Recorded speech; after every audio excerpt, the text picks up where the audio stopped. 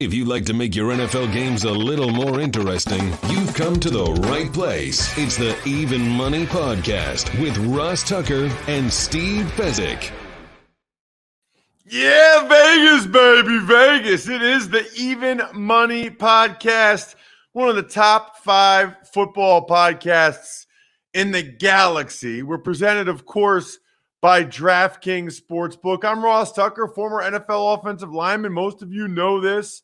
5 teams, 7 years in my 20s. Awesome temp job, 2001 to 2008. Ever since then, I've been in the media game. I got a lot of gigs. I don't know. Google it or go to my profile page on any of the social media platforms, Twitter, Facebook, Instagram, TikTok. It's at Ross Tucker NFL everywhere.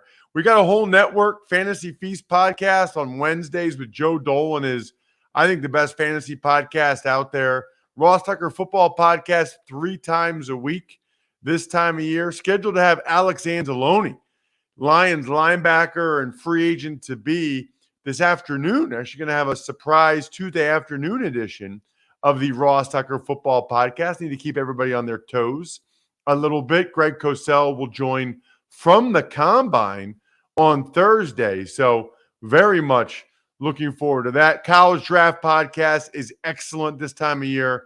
I swear people are like taking Emory's stuff and then running with it. Nobody else was all over Anthony Richardson.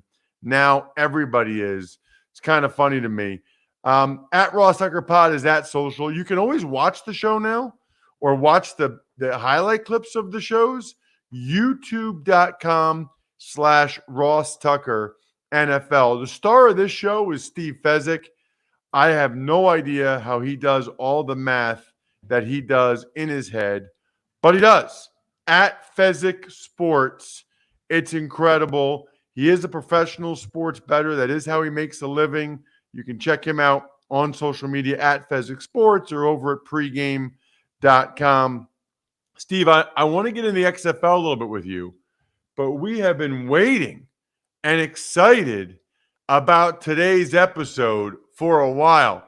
We've got the now world famous grades, Shaun Grady, on the show from Australia to break down what we learned or what we should take away from the betting season that was for the Even Money Podcast.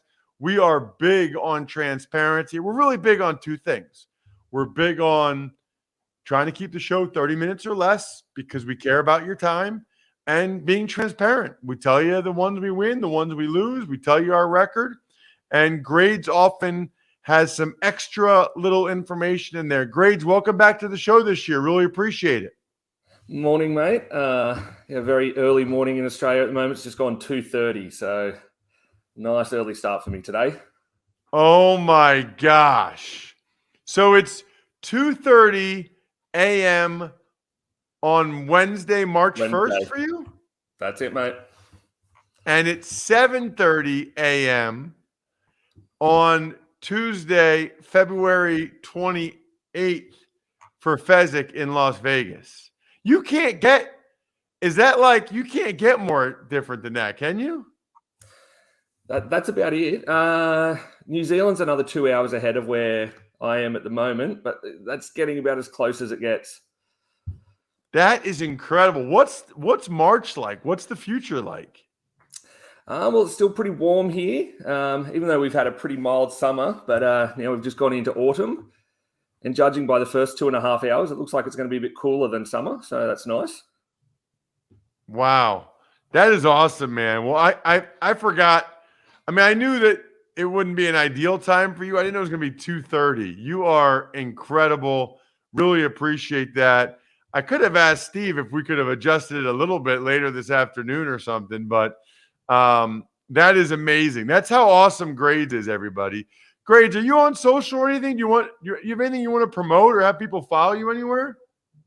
Yeah, you can see me. I'm on Twitter at SWP Grady. There you'll find me whinging about the local soccer comp, which you can see my shirt here, Newcastle Jets. That's mainly where I do my soccer whinging. But really, if you want to chat NFL, patreon.com/RTmedia. That's probably the place to go. Nice. I like that. I didn't even ask him to do that. I like that, Shaun. All right.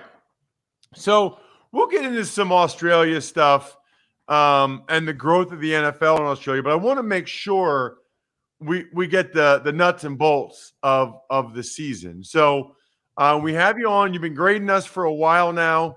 We have you on at the end of every season just to tell us stuff that maybe we can't see from your unbelievable Excel spreadsheet, which, by the way, is posted every week at the aforementioned patreon.com/RTmedia. All right. What jumped out to you? Give us like your summary from how Steve and I did. Well, I mean, I'm sure most regular listeners will realize that this year, big difference from last year's sort of record-breaking year from Steve. Steve ended up coming in dead even at 0 units, and you, Ross, came in where did we end up? Up 33 units. And I mean, we explained it several times as well. You know, it's not quite even. You know, if we come out even, we're a little bit behind. But I think more than anything, it's a bit more of a regression to the mean rather than a disastrous year. No big losses. But yeah, some really big improvements for yourself, Ross, from last year were the most standout things. You had a big, a good improvement in your teasers. Whereas teasers as a best bet didn't really perform as well as they did. Your teasers really improved. So wait, hold on a second.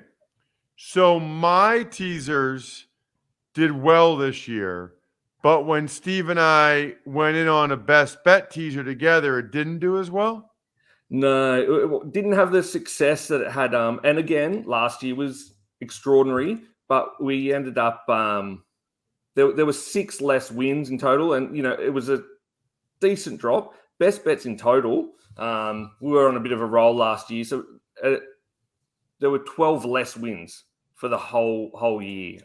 So we had 12 less wins on the best bets. On the best bets. How Steve was up a ton last year, right?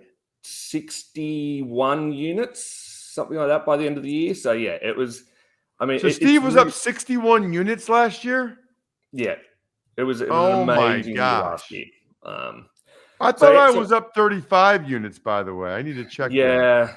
See, that's going to happen when I go back and do. So I go back and check it all. Doing this last review, you both had 2 bonus units in there that calculated incorrectly. So you ended up 33, and Steve ended up dead even.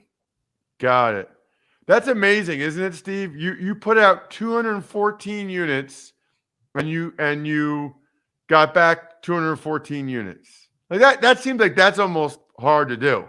It really is, and what probably illustrates the variance a lot better is the fact I can win 60 units one year, and the next year I'm at 0 units, and that's much more. I mean, that's extreme variance. But I would expect, all things being equal, I'd expect to win about 15 units and 20 units, and with plus or minus, I'd say a standard deviation is about 20 units, just off the top of my head. So I was going to ask you that, Steve. So, I mean, I guess it depends on how many bets you make and the size of the bets, but you'd expect to – I was going to say, is it 20 or 25 or maybe even 30 that you would expect to be up sort of annualized? Yeah, 30 is too high. I'd say 20 is a good number, like I said, and I would have confidence that I'd have a 95% confidence level that I would not be up more than 60 or be down more than 20, just off the top of my head. Maybe they always say you tend to underestimate the tails, like the disastrous year and the home run year. So maybe I'm underestimating them slightly. What was I last year, Shaun? So you were up 8 units last year. Okay, so 8 and 33, so that's 41. So over the last 2 years, I'm up about 20 units a year on average. Yeah, just over those 2 years. And certainly looking over however many years the shows have been going, it's certainly up for both of you. Like, it's a long-term record of being up. So, you know. All right, so what else about, like, What about primetime games? Because I think, didn't we usually do better on primetime games? Yeah, traditionally it has been that primetime games have always outperformed basically Sunday afternoon games or Sunday games.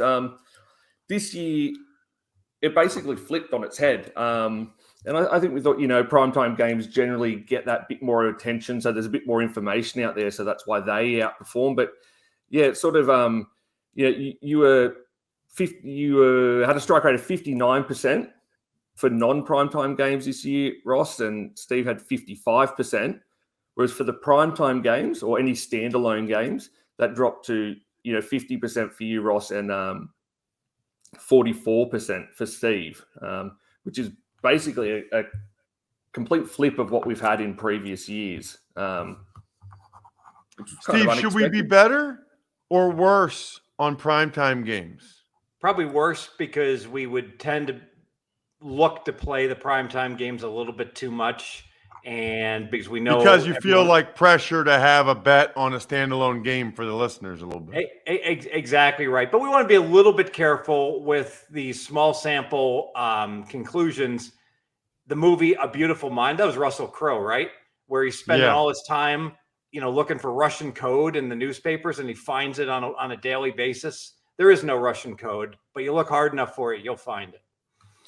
Yeah, certainly when we do these like single season reviews, sort of what we find out of them is more, that's slightly interesting rather than, well, this is the truth and what we should adjust and change our thinking to. But yeah, you're right. It's definitely the way to approach it is find them interesting, not as gospel and to follow. I'll tell you something that is gospel, Shaun. Rocket Money, formerly known as Truebill. It's a personal finance app that finds and cancels your unwanted subscriptions, monitors your spending, and helps you lower your bills all in one place. This is amazing. Over 80% of the people have subscriptions that they forget about. Most people have 12 paid subscriptions. The average person, think about that, 12. That means you can probably only name 4, 5, 6. So what are those other 4, 5, 6? You need to find out. Over 3 million people have used Rocket Money, saving the average person up to $720 a year. You know how many Labatt Blue Lights that is? That's a lot. Stop throwing your money away. Cancel unwanted subscriptions and manage your expenses the easy way by going to rocketmoney.com/evenmoney. That's rocketmoney.com/evenmoney. rocketmoney.com/evenmoney. All right, Shaun. What else you got from us? Whether it's both of us or just me or just Steve. Yeah. Okay. So back to our teaser discussion as well. How it performed slightly worse than the year before. I was because they'd been such a big winner previously. I was really determined to find whose fault it was, and by whose fault I mean which team, not whose fault you or Steve. What are you talking about? So with teasers. So with teasers. Okay. Yeah, with the downgrading teasers this year, I really tried to look in for this season to see what happened. See if we could blame a particular team or blame teasing a particular way. But when I broke it down, teasing up, it was the correct move 73% of the time. Teasing points down 76% of the time. In my head, I thought maybe teasing down had failed a lot more than I thought. But ultimately, when it came to causing some issues this year with those, I'm happy to blame the Bucks because every time when they were teased, we had combined about 5 or 6 legs across the two of you, only hit once. And I think Bucks for the whole season as well. We look at something like between the two of you, 12 bets on them, whether that's head-to-head or in a teaser, only hit one time. So 1 out of 12 is a success rate for the Bucks across the two of you. Rams, not once did they come up good. So between the two of you, 7 bets, not a single win, and ended up costing between the two of you, 14 units. So while it wasn't a particular, bet each way, it was those two teams overall really brought everything down, which, maybe that's be expected with the Bucks. I think people were expecting a bit more performance, but from them this year. But I was actually on board with Steve and took the under on the win totals at the start of the year on the Bucks. I was very happy with that play as well. But that was really quite interesting where they went, and that being the biggest loss-making teams that we've had in the last few years were those two. Steve, I'm sure you know the math on this. I'm convinced if you go heavy on teasers, heavy on underdogs, that over time you will win. Yeah, I agree. Well, when you say heavy on teasers, heavy on Wong teasers, yes, and heavy on underdogs. Like, I feel like I get into trouble when I take favorites or I do totals or something like. I don't know, Shaun, you probably have the numbers, but like, how do I do just on teasers and just when I have underdogs? Because I'm convinced that's like the way to go. I mean, Steve, it's not 50-50, right? Underdogs win more than favorites. They do. And it used to be a lot of subsets you could blindly play, like Monday Night Football home underdogs for years back in the 80s and 90s was so good. And then it tailed off. But in general, hey, most professional bettors, they play more dogs, they play more unders, and they absolutely, play the NFL teasers, but only the long teasers. You got to go through the 2 and through the 8. And anyone who's following me on social media knows it drives me crazy. All these fake content providers couldn't make a living betting sports to save their lives. It's not my money. I'll give out the Monday Night Football teaser, side and total, left and right. And I'll go as far as I will never recommend a handicapper that gives out totals in teasers, because the math is crystal clear. It's not my opinion that it's a Dumbo play. It is just stupid. It is just wrong. You will not win. The only way you can possibly win is if you've got a play that's already a 55% play, and you're just, by putting it in a teaser, it's not as good a play on that total. Just bet it straight. So if your handicapper is giving you NFL teasers or college teasers, fire him. He has no idea what he's doing. What else, Shaun? Yeah, so just on that point with the underdogs. So based on when you and Steve make the bets on Tuesday, so for the year, and this is pretty consistent across the years. So the underdog covered 101 against the spread 159 times compared to the favorite 124. So that's, reflecting what Steve's saying about, the underdogs are getting it. And the points totals. Say that again. What was that number? So underdogs 159 times would have been the right side of the bet, and the favorite 124 times. For the whole season, every game. Every single game. And that's been fairly standard across the years. One thing that did stand out when I was working on this through the week is over the past few years, we'd had to have relatively close to points totals being 50-50 with the over and unders, but there's been a real division that's come in the last 2 years. So it's, jumped to about 55% of the games have been unders, and about 45% over, where we had a run of about 2 or 3 years leading into that, where it was sitting fairly consistently, within a game or two of being 50-50. And now it appears to really have shifted significantly in the last 2 years. Steve, question for you. Do you do this every year? Like, when Grade says this many underdogs won, this many favorites, do you get these numbers and review them every year to see where the trends are going into the next year, or do you not? I do. I don't look at my own bets. I probably should. I look at globally what Grades is saying in terms of how are underdogs doing, how are unders doing. And, one thing, has there been any kind of fundamental shift in the NFL? And I can tell you defenses have gotten very good at minimizing the big plays. So a lot of offenses are just, well, we got to take what the defense is giving me, and longer ball time-consuming drives has become more the norm in the NFL, and that obviously helps the unders. So one thing, Steve, you've never said get through the key numbers of 2 and 8 before. You've always said the key numbers of 3 and 7. So that's something that I took note of.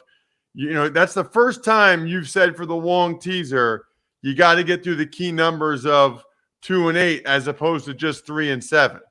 Yeah, so 8 is a really interesting number. Not as much 2, but especially 8, because what's happened is that the Eagles 5 years ago figured it out that when you're down 14, you score a touchdown late in the game and you're down 8, you should go for 2. Won't bore everyone with the math. A sharp fifth grader can do it. But yet NFL organizations couldn't do it apparently for 50 years. Well, for 40 years, however long the 2-point conversion's around. The memo's out. The entire NFL now realizes when you're down 8, you go for 2. Well, guess what? That devalues the 7, and that makes the 8 more valuable and the 6 more valuable. So we're seeing more and more underdogs losing by exactly 8 points instead of 7 if they fail on that 2-point conversion, which means if I'm teasing all of a sudden, teasing a +1.5 up to a 7.5, that used to be stronger. And it's not as strong anymore, but teasing the 2.5 up to the 8.5, you're still capturing the 8. So 8 is becoming a number that I'm paying a lot more attention to in my personal teasers. Interesting. What else you got, Grades? Another little strange thing that, wasn't expecting but sort of stood out to me is that Steve appears to be suffering from a bit of a week 10 curse.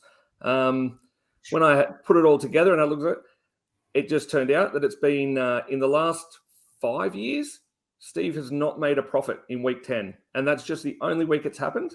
So just a strange little thing. How many years? It's been 5 years in a row since Steve made a profit.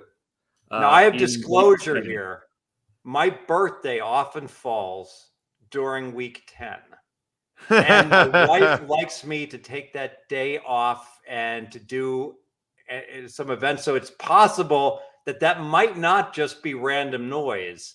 That might be my birthday week and I'm slacking. I was going to ask if that was Thanksgiving week. Nah, it's like the second week in November.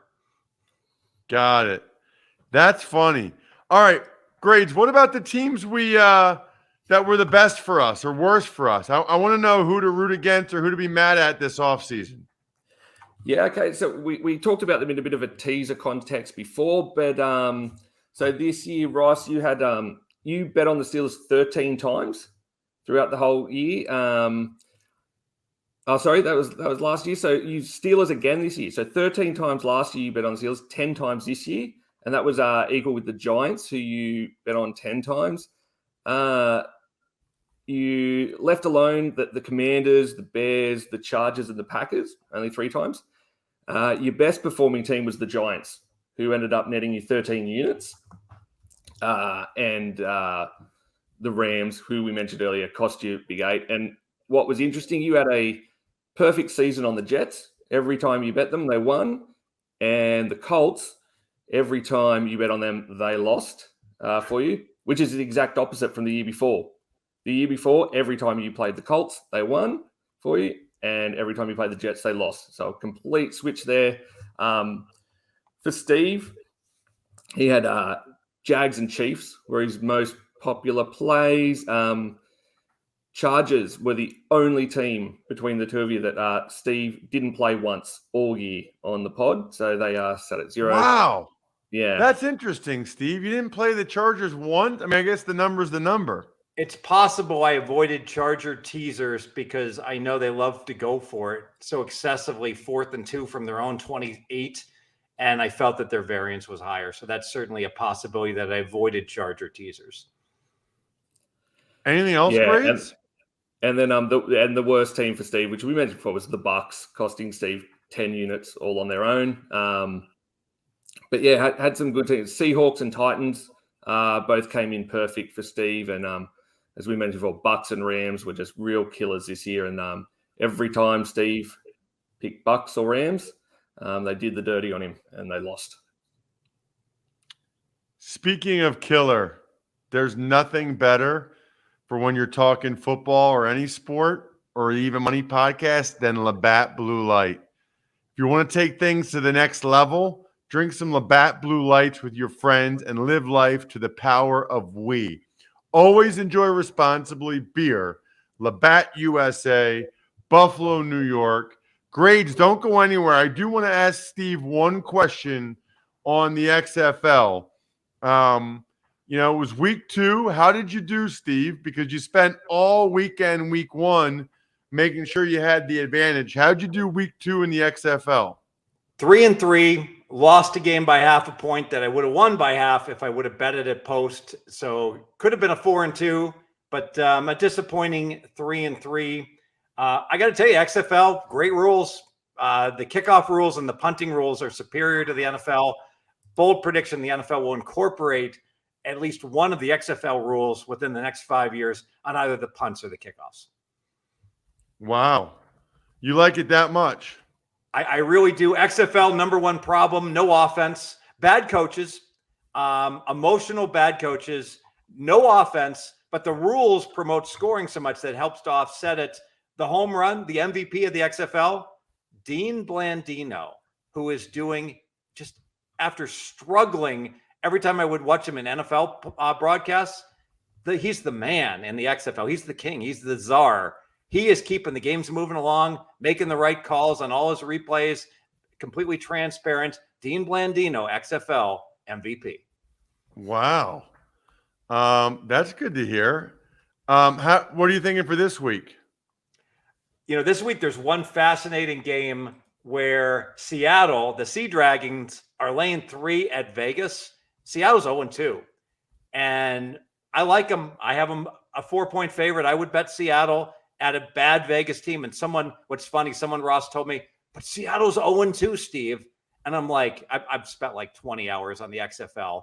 And I'm like, oh, I didn't know that. Thank you. Wow, maybe we shouldn't bet them. So Seattle's a phony 0-2. Seattle's perfectly good. In fact, I have Seattle the second best team in the XFL right now at 0-2, and they're going to punk my Vegas Vipers this Saturday. So what refresh my memory on the rules there, Steve? If you punt the ball into the end zone or out of bounds, the ball comes out to the 35-yard line on punts. We all hate punters, so this minimizes the punters, and it has it's a strong incentive for teams once they cross midfield to go for it on 4th down. And on kickoffs, you have the two teams facing each other on the 30-yard line. The kicker is the only guy who's back. He has to kick it between the 0 and the 20, or there's onerous penalties there. So you get a kickoff return on over 90% of the kickoffs. Very cool. I love it. Awesome episode. Grades, don't go anywhere because I got a question for you, but thank you so much for coming on the show. That was amazing. Thank you so much for what you do every year grading us. It is absolutely awesome. Again, what's the social handle? Obviously, they can talk football with you at patreon.com/RT Media, but they can also get at you on social, right? Yeah. That's at SWP Grady. Love it. At SWP Grady, our guy, Shaun Grady. Other than that, good luck, everybody. Hope you guys win some money. Thanks for listening to the Even Money Podcast. Make sure to also subscribe to the Ross Tucker Football Podcast, The Fantasy Feast, Business of Sports, and The College Draft. All available at Apple Podcasts, rosstucker.com, or wherever podcasts can be found.